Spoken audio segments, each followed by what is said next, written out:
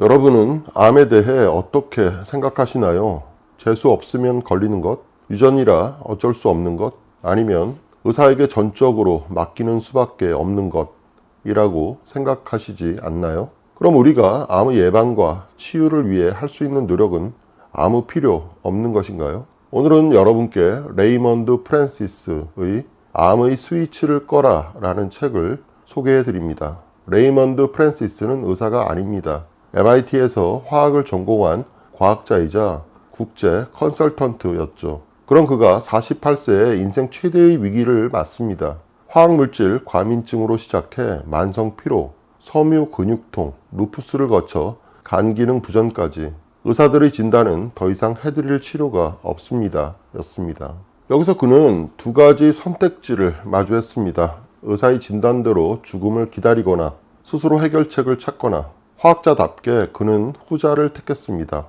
그리고 그는 분자 수준에서 질병의 원인을 분석하고 철저한 환경 통제와 개인적인 노력을 통해 2년 만에 완전히 건강을 회복했습니다. 80세가 넘은 지금도 아주 건강하게 지내고 있다고 하는데요. 본인의 경험을 바탕으로 저자는 이 책에서 질병의 근본 원인을 규명하고 이를 치유하기 위한 구체적인 방법론을 제시합니다. 또한 암을 무작위로 발생하는 질병이 아니라 우리가 통제할 수 있는 생물학적 과정으로 바라봅니다.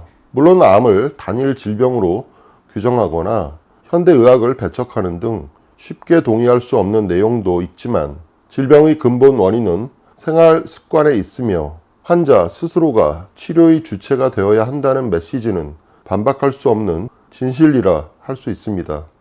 책의 핵심 내용을 풀어서 소개합니다. 투병 생활에 참고가 되길 바랍니다.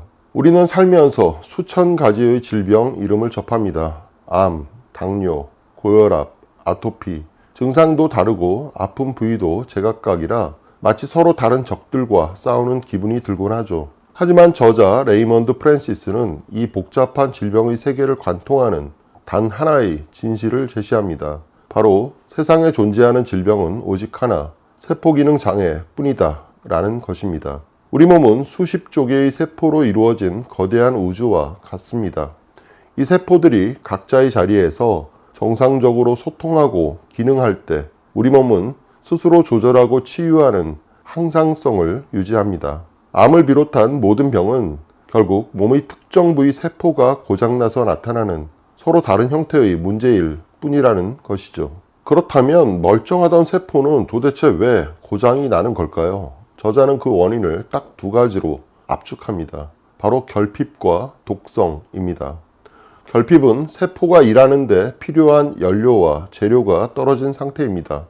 비타민, 미네랄, 아미노산, 필수 지방산 같은 영양소가 부족하면 세포는 에너지 생산을 멈추고 외부의 적과 싸울 면역력도 잃게 됩니다. 독성은 세포가 쓰레기장에 갇힌 상태라고 볼 수 있습니다. 공해, 식품 첨가물 같은 외부 독소와 대사 과정에서 생긴 내부 독소가 세포에 쌓여 정상적인 기능을 방해하는 것이죠. 결국 질병이란 세포가 필요한 것은 없고 필요 없는 것은 넘쳐나는 상태에서 생존을 위해 몸부림치는 과정이라고 할 수 있습니다. 세포를 병들게 하는 원인을 알았으니 해결책도 명확해집니다. 결핍은 채우고 독성은 비워내어 암세포가 도저히 살 수 없는 깨끗한 몸을 만드는 것입니다. 저자는 이를 위해 우리가 일상에서 실천할 수 있는 6가지 구체적인 경로를 제안합니다. 첫 번째는 영양입니다. 건강의 가장 기초는 역시 먹는 것입니다. 저자는 암을 부르는 4대 유해식품인 설탕, 흰 밀가루, 가공된 기름, 유제품 및 과도한 동물성 단백질을 식탁에서 철저히 추방하라고 경고합니다. 이들은 세포에 독소로 작용하거나 영양 불균형을 초래하기 때문입니다. 대신 그 빈자리를 유기농 채소와 과일, 콩류, 새싹, 생견과류, 통곡물로 채워야 합니다. 이런 식단은 영양소가 풍부할 뿐만 아니라 우리 몸을 암세포가 싫어하는 알칼리성으로 바꿔줍니다. 더불어 세포 기능의 핵심인 깨끗한 물을 충분히 마시고 영양소 흡수의 관문인 장 건강을 지키는 것이 영양 경로의 핵심입니다. 두 번째는 독소입니다. 현대인은 알게 모르게 농약, MSG, 각종 화학물질의 바닷속에 살고 있습니다. 이 경로의 목표는 독소와의 전쟁입니다. 먼저 들어오는 독을 막기 위해 천연세제 그리고 플라스틱 대신 유리와 스테인레스 제품을 사용할 것을 권합니다. 이미 들어온 독은 어떻게 할까요? 우리 몸의 해독 공장인 간과 대장을 돕기 위해 마늘, 양파 같은 유황 성분이 풍부한 음식을 섭취해야 합니다. 또한 규칙적인 사우나나 더운 물 목욕, 운동으로 땀을 흠뻑 흘려 몸속 깊이 박힌 독소를 밖으로 밀어내는 적극적인 해독이 필요합니다. 세 번째는 마음입니다. 저자는 마음은 지구상에서 가장 큰 약국이라는 멋진 표현을 사용합니다.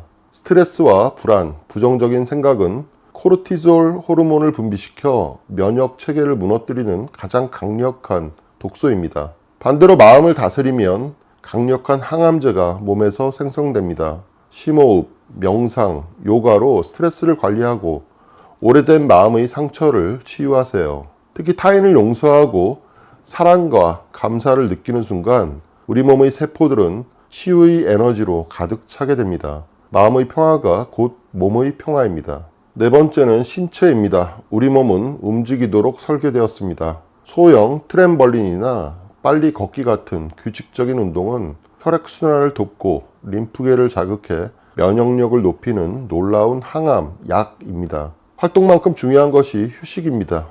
세포의 회복과 재생은 우리가 잠든 사이에 일어납니다. 7시간 내지 9시간의 깊은 수면은 필수입니다. 또한 매일 30분 이상 햇볕을 쬐어 천연 항암제인 비타민 D를 합성하는 것도 잊지 말아야 합니다. 잘 움직이고 잘 자는 것, 건강의 기본입니다. 다섯 번째는 유전입니다. 우리 집안은 암 내력이 있어서 라며 미리 포기하는 분들이 많습니다. 하지만 저자는 유전자가 모든 것을 결정한다는 것은 낡은 오해라고 단언합니다. 최신 후성 유전학에 따르면 우리의 매일의 생활 방식이 유전자의 스위치를 켜거나 끌 수 있습니다. 식습관, 운동, 스트레스 관리 등을 통해 건강한 유전자는 깨우고 질병 유전자는 잠재울 수 있습니다. 저자의 비유처럼 유전자가 총을 장전했다면 방아쇠를 당기는 건 우리의 생활 습관입니다. 방아쇠를 당기지 않을 힘이 우리에게 있습니다. 여섯 번째는 의학입니다. 마지막으로 저자는 현대의학에 대해 날카로운 비판을 던집니다. 수술, 항암제, 방사선 치료 같은 주류 의학의 방법들은 종양이라는 결과물만 공격할 뿐 암을 만든 근본 원인인 체내 환경은 고치지 못한다는 것입니다. 오히려 독한 치료 과정이 세포에 더 큰 독성을 주어 회복력을 파괴할 수 있다고 경고합니다. 물론 현대의학의 도움을 완전히 배제할 수는 없겠지만 저자가 강조하는 것은 주도권입니다. 약에만 의존하지 말고 예방 중심적이고 주도적인 태도로 내 몸의 치유 환경을 만드는 데 집중해야 한다는 것입니다. 진정한 의사는 내 몸 안에 있으며 내 몸 안의 의사를 깨울 것을 권합니다.